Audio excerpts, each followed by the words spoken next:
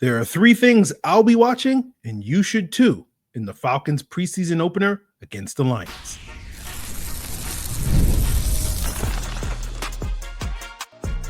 You are Locked On Falcons, your daily Atlanta Falcons podcast. Part of the Locked On Podcast Network, your team every day. Welcome back, everyone, to another illustrious episode of the Locked On Falcons podcast, your daily Atlanta Falcons podcast, part of the Locked On Podcast Network, your team every day. And if you don't know me, I'm your very humble host, Aaron Freeman, a.k.a.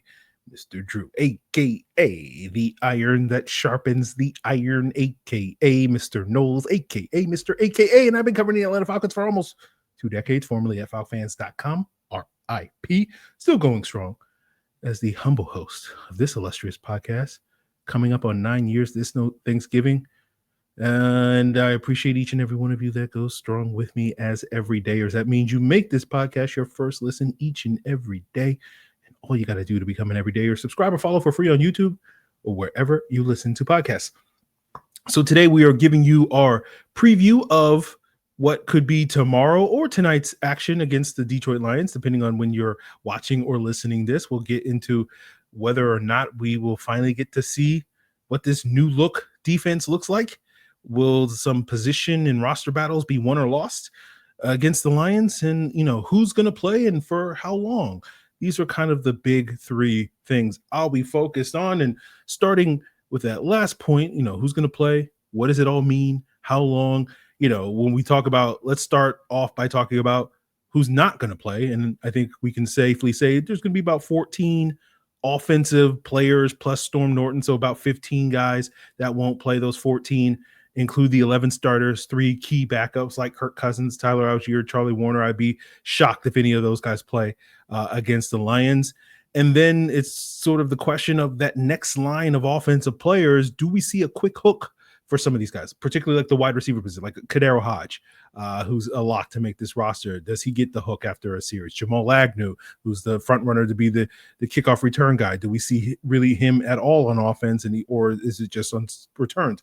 A guy like Casey Washington, does he get a quick hook? That would indicate something about his status. And then, with the offense, I'm expecting that second string offensive line to start the first half and then give way to the third string offensive line in the second half.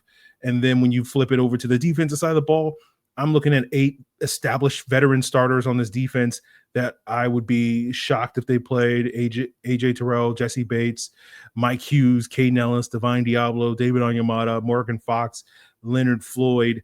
And then there's 4 guys that will probably be out due to injuries: J.D. Bertrand, Keith Taylor, Troy Anderson, who's on the PUP list, Malik Verdon, who's on that non-football injury list.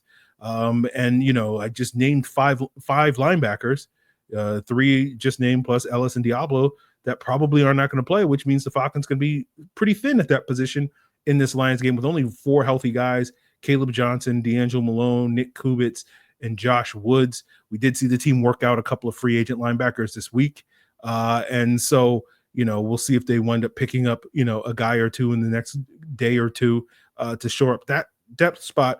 But we should see a lot of those linebackers, and I think that has the potential to have significant impact on some competition, some depth competitions at that linebacker position, which we'll get into a little bit later in today's episode. But, I'm also curious to see how quick a hook do we get for certain guys, right? Looking at the defense, Arnold Ebiketie, Zach Harrison, they don't have a lot that they need to prove this training camp, unlike previous years, I think. Maybe you guys feel differently about that. And so they're the types of guys that I could imagine getting a hook after a series or 2 should they suit up against the Lions. We saw something similar happen last year in the opener with the Dolphins, where some of those established D linemen, Eddie Goldman, Lorenzo Carter, Taquan Graham, Kentavious Street, basically got like 2 series worth of work in that Dolphins game before getting the hook. And then I don't think any of those guys suited up for the rest of the preseason. I think they wound up playing about 6 or 8 snaps in that Dolphins game, gave way to the young guys, and that's who sort of filled the thing. And I wonder if, AK and Harrison are those guys this year. So will we see something similar tonight? And that's going to tell us a lot about, some of these players' potential roster statuses. right? I don't think that's as much of an issue up front for the defensive line because we know that they have, 10 plus guys that they potentially will likely carry on their roster. And all of those guys will potentially get opportunities to play this upcoming season as part of that rotation. That's why we don't really talk about the D linemen as, oh, these guys are the starters. Ultimately, who starts and who gets the majority of snaps will be determined by who just performs the best based off of this upcoming season. But some of those guys like AK and Harrison getting quick hooks, that's not a problem because that gives us more opportunities to see the rookies that Jarvis Davis of Locked On Sports Atlanta and I, the Jalen Walkers, the Braylon Trices, the James Pierce Juniors, etc. These rookies and second-year D linemen, we get more of those, and that's a good thing. No one's going to complain about that, at least not here on the Locked On Falcons podcast. But, I'm thinking of it more in terms of, will we see the quick hooks for maybe guys in the secondary? It's a little differently, right? Because do guys like Clark Phillips or D. Alford or Jordan Fuller or DeMarco Hellams, again, some of these guys that have been around for a couple of years, Jordan Fuller obviously being a free agent pickup, but a 5-year starting experienced veteran, do they get quick hooks? Like, if a Mike Ford gets a quick hook, that's not a big deal because for the most part, when Mike Ford is on the field as a defensive player, only bad things tend to happen when that's the case. But, on special teams, it's a different matter. So we're not going to complain about Mike Hook, getting pulled after 3 snaps or anything like that.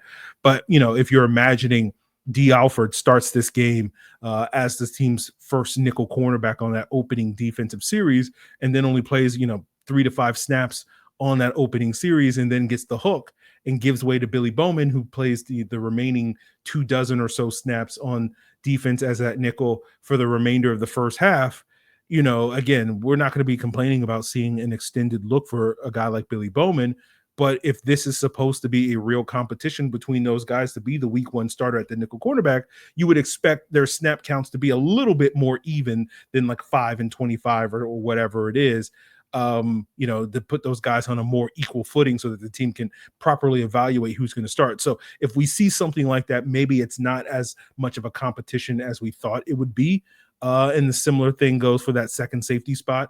How do they divvy up the snaps between the Jordan Fuller and Xavier Watts, DeMarco Hellams, that Raheem Morris named earlier this week as guys competing for that starting spot opposite Jesse Bates? And so those are kind of the questions I have. And those questions to me, and what answers we get to those questions to me, are a lot more meaningful than, just looking at the depth chart that the Falcons released earlier this week. And no shade to shows like Locked On Sports Atlanta or other shows that, devote time to breaking down that depth chart, right? Locked On Sports Atlanta, when we do the football squad show, we got an hour of content. So I was like, okay, we can get 10 minutes out of the depth chart stuff. But like, I will sit here and tell you guys, if you ever see me doing, with these 30-minute shows here on Locked On Falcons, if I'm devoting more than like 30 seconds of breaking down the depth chart, not just throwing shade at the depth chart. I'll spend 10 minutes throwing shade at the depth chart, that the unofficial depth chart that the team puts out every week. But if I'm breaking down, that means like the well has truly run dry for me on terms of content here on the podcast on a 30-minute show. So, to me, the way I frame it is actions speak louder than words. And basically, when you see the depth chart, it's basically words on paper. What this team does in the game on Friday night is going to tell us way more about how they feel about each player than necessarily this guy's listed as a second string guy, this guy's listed as a third string guy, and this guy's listed as an outside corner or nickel corner.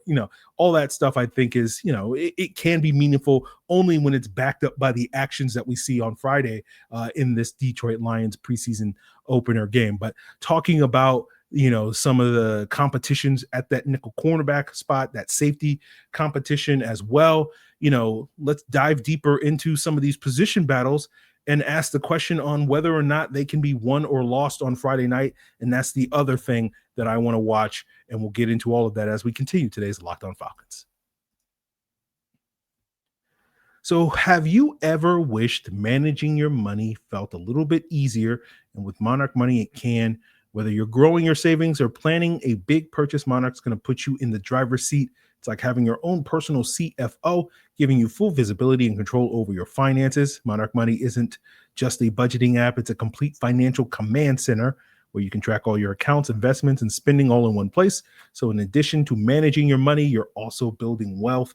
I know for me, now that Locked On has been so good for me these last couple of years, I'm getting a little bit more money and I'm trying to manage it a little bit better, stick in the budget so I can keep the money that Locked On is so readily to give to me. And, Monarch Money is going to help me reach those financial goals. And you can reach yours and take control of your finances with Monarch Money as well by using the code LOCKEDONNFL at monarchmoney.com, and you'll get 50% off your first year. That's monarchmoney.com, code LOCKEDONNFL for half off your first year. And this episode is presented by Yahoo Fantasy. The NFL season is upon us, which means fantasy football season is back. And this year, Yahoo Fantasy is turning things up with the fantasy football experience like never before. This year, I'm playing in Yahoo Fantasy, and you should too, whether you're a first-timer or a veteran making their millionth league. I've been a Yahoo Fantasy user for years, and the updates they're rolling out this month are, pun intended, fantastic. To celebrate 28 years of fantasy football greatness, Yahoo Fantasy is dropping 28 big new features over 28 days throughout August to kick it off. They just dropped the Yahoo Fantasy Guillotine Leagues, a killer new way to play fantasy football on Yahoo, where the lowest scoring team gets eliminated each week until there's only one team left standing. With the season around the corner, now it's the time to get your league together and give this new mode a try. And if you're more into the classics, you can still play head-to-head private leagues or join a public league. So stay tuned for more killer announcements and start playing Yahoo Fantasy Football now at yahoofantasy.com/LockedOnNFL. So, as we just discussed on the podcast, I think there's roughly 27-ish guys that I'm not expecting to play on Friday night. The majority of those players, roughly 23, 24, if my count is not off, would probably be considered roster locks. By my count, there's about 41 guys on the roster that I would say are locks or really, really safe bets to make the roster, of course, barring injury. And obviously, one of the things that we're hoping to come out of Friday night is, being injury-free, as well as seeing some of the things that we're talking about on today's episode. But, if there's 41 guys that are locks or near locks to make the team, that means there's up to a dozen spots that are up for grabs, right? To make that 53-man roster. And as we stated earlier this week, the kind of the point of the preseason is figuring out who are going to be the guys that are going to win those jobs, as well as some of the starting competitions amongst the guys that are roster locks that aren't necessarily going to lose a competition and lose their jobs. But you look at, nickel cornerback, safety, kicker as three starting spots that are potentially up for grabs this summer. And can any one of those jobs be won or lost this Friday against the Lions?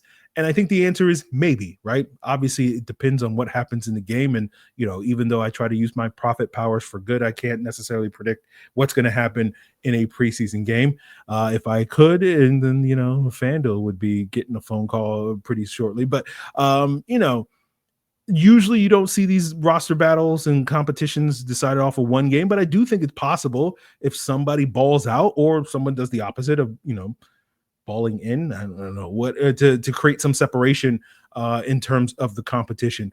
So, rather than saying someone is going to win the job outright, I think someone could probably take an insurmountable lead. And we know here in Atlanta, nothing is greater than the Falcons in insurmountable leads. It's never been possible for one to be overcome against the Falcons or for the Falcons. But, I think the team does want their rookies to win these starting jobs. Billy Bowman at nickel, Xavier Watts at that safety spot, as we discussed before on Locked On Falcons, as well as Locked On Sports Atlanta on the Falcon Squad show. The Falcons are essentially running it back with mostly the same secondary that they had last year, which we saw far too often. Last year got exposed when they faced teams that had more than one good wide receiver. And even though they may get some luck early in the season, because it doesn't seem like Chris Godwin is quite on track to play week one when the Falcons face the Bucs, and the Vikings, we know, will be without Jordan Addison, their number 2 receiver in that week 2 matchup, because he will be serving a 3-game suspension.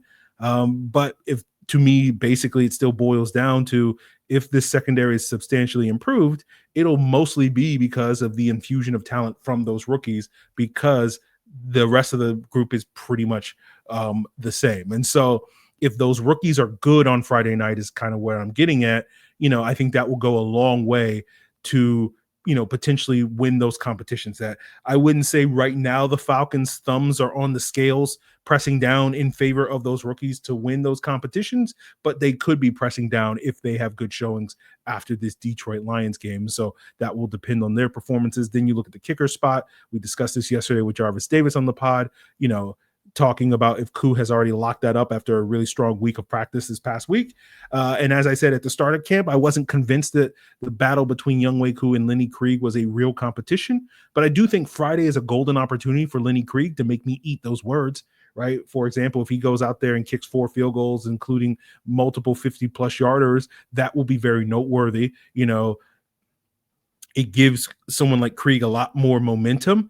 And so even though we sit here and say it's Koo's job to lose, he's got a significant lead, he's cruising right along based off of this past week, if he falters at any point coming up, has a couple of rough days of practice, then all of a sudden now Lenny Krieg, built off of that momentum, could potentially catch him and make that a real competition. So I'll be curious to see that. And at the same time, if Lenny Krieg goes out there and kicks 4 field goals and misses 2 of them, including like a gimme 36-yarder or something like that, that probably kills any chance of it being a real competition. And so in addition to those starting spots, you have some back-end roster spots, the 6th wide receiver, the 3rd tight end, the 3rd running back, the 4th or 5th linebacker, among others. And I think guys like Casey Washington at that 6th wide receiver spot could create some separation with a strong performance. Tigun Quitoriano at the 3rd tight end spot, Carlos Washington at the RB3. And then you have guys like Caleb Johnson and D'Angelo Malone potentially at that linebacker spot. And again, going back to what we talked about, there's a golden opportunity for some of these linebackers currently on the roster, given Troy Anderson's injury. We were counting him going into the summer, going into camp as one of those 4 roster locks at the linebacker position alongside Caden Ellis, Divine Diablo, and JD Bertrand.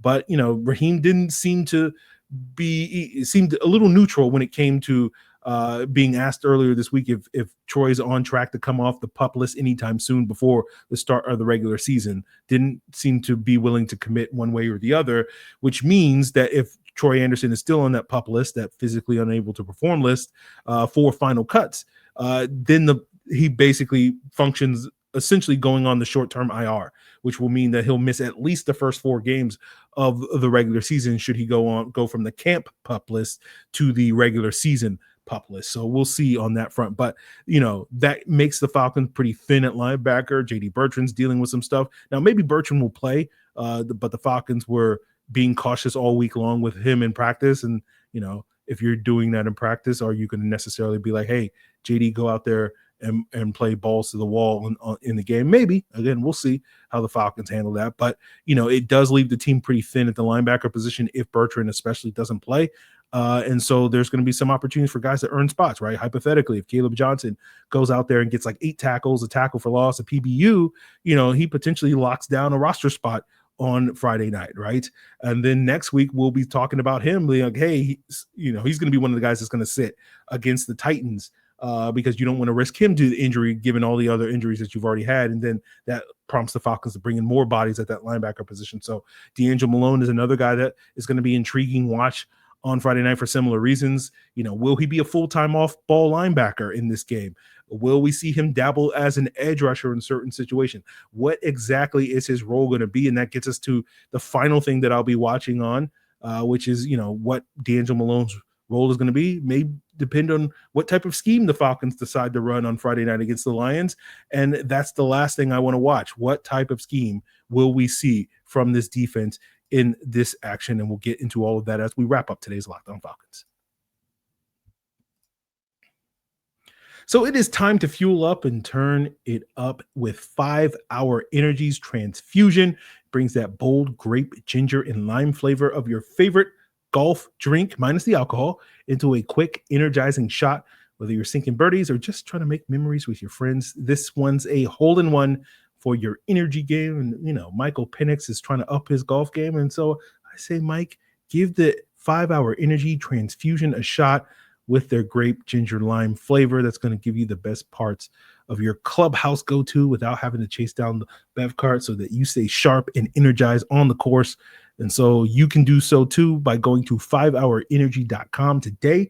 That's the number 5hourenergy.com. And you can use the promo code LockedOnGolf and receive 20% off your order. This offer is only valid until September 30th on one order and cannot be used with other promotions. The code is not good on subscription orders. Whether you're meeting up with friends or trying to turn 18 holes into 36, get the energizing boost you need to power through. Order the transfusion-flavored 5-Hour Energy shots today.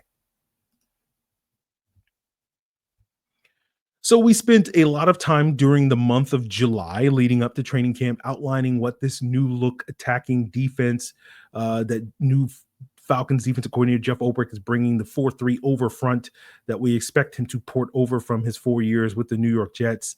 And then we kind of got thrown a curveball in the early days of training camp where it's like the Falcons were showing a lot of 3-4 looks in practice. And the question I have is that going to carry over into the game, right?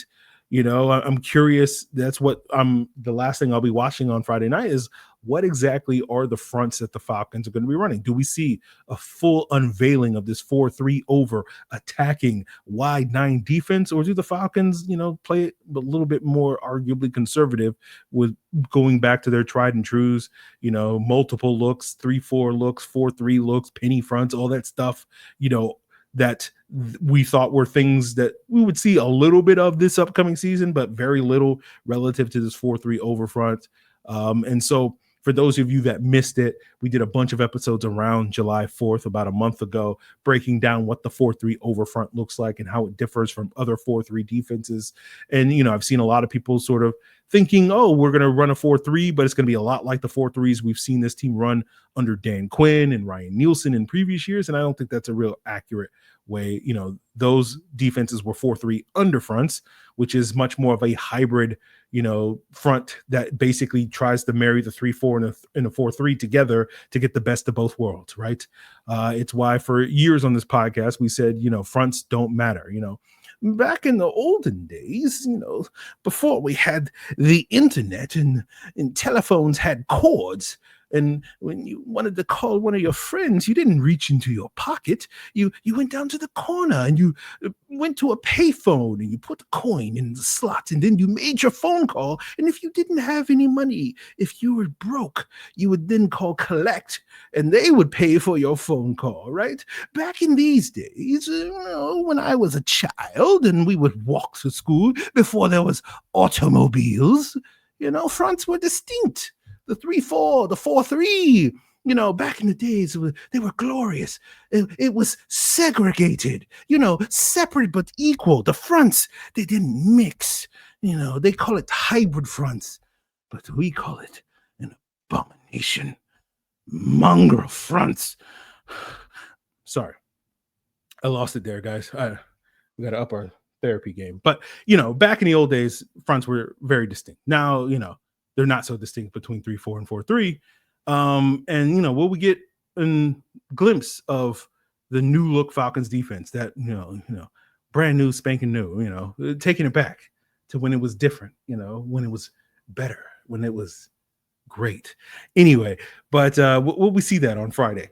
So, I'll be curious to see that on Friday night for the defense. As for the offense, will we see a new look version of Zac Robinson's offense? I'm not expecting it. I'm expecting him to run vanilla stuff.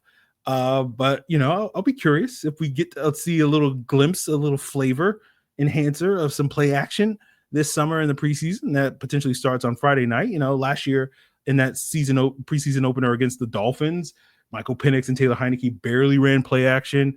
And meanwhile, Nathan Rourke, their third string or their fourth string quarterback, third string in that game, ran a ton of play action, mostly because at the time, and I remember talking about it on a pod, it's like, oh, well, he's only been on the team for like a week, so he doesn't really know the offense. So they're running play action a lot more with him, to simplify the offense. And then when we get to the season, everybody else is going to run a lot more play action, of course, because that's what Kirk did best and all that stuff. And then, what little did we know that, the lack of play action that we saw in the preseason was a preview of what we were going to see in the regular season and whatnot. And so I'll be curious if we get the reverse of that and saying like, okay, Zac is like, okay, we're going to ratchet up the preseason so that a certain, humble host will stop talking trash about me on a podcast, So we will see. If that happens, that will certainly raise some expectations for us this regular season if we start seeing, all this play action stuff. So again, I'm not going into the game expecting it to be anything more than vanilla. And even if it is just vanilla, one play action pass for every, 8 to 10 plays or whatever, like it has been, that's not a panic mode to me. Because again, typically teams don't do much in the preseason. And so, but this year it's going to be different, right? So we will see what schemes the Falcons are unveiling on Friday. So that's going to be one of the takeaways. What does this defense look like? Do we get, just a taste? Just give me just sprinkle a little flavor, Zach, on this offense. Just again, it is, just a little paprika, just a little bit, just a little onion powder. If we get any of that in this Friday game, as well as all I can think about is, these hybrid fronts. what else did we talk about? Oh, will position battles be won or lost, as well as, what will we glean from who's going to play and how much they will play? Certain guys getting quick hooks will indicate that those guys are pretty entrenched atop the depth chart versus other guys. And of course, we got a whole hour of post-game content coming your way on Locked On Sports Atlanta with our Falcons squad postcast this year.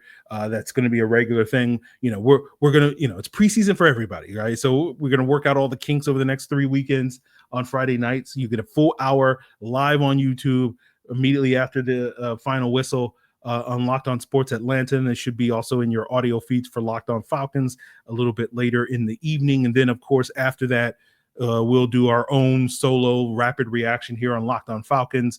My goal is to do that within 15 to 20 minutes after the end of the Locked On Sports Atlanta Falcon squad post game. So that could be anywhere between 11:30 and 12 midnight on Friday night, depending on when the game ends and all that stuff. So, again, we're working out these kinks in the preseason. So we got to get some reps in doing podcasts, guys, while the players get these reps in the game. So that is something that you can look forward to for all the breakdown. So this year, the plan is on Locked On Atlanta, we're giving you an hour and a half of premium content after every single game, not only these preseason games, but into the regular season. So we will work through whatever, issues that we have to work through in order to do that. But we're out here giving it to you, the people.